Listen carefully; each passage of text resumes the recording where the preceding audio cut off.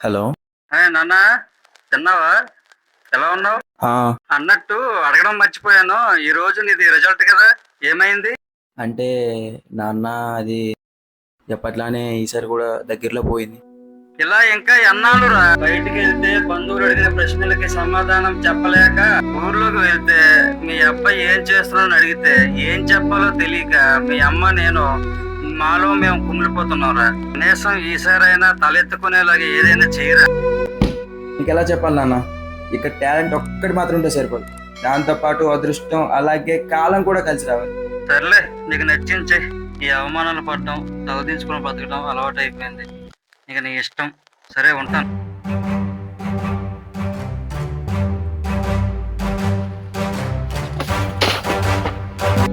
అసలు ఏం జరుగుతుంది నా జీవితంలో? అటు జీవితాన్ని ఎంజాయ్ చేయలేదు, అలా అని చదువుకుంటూ నన్ను నేనే నిరూపించుకోవడం లేదు. అమ్మ నాన్న అడిగే ప్రశ్నకి సమాధానం చెప్పలేక, నా గెలుపుని ఓ సమాధానంలా మార్చుకోలేక, ఏ తీరానికి చేరిన ఒక పడవల జీవితం అనే సంద్రం మధ్యలోనే ఉండిపోయాను.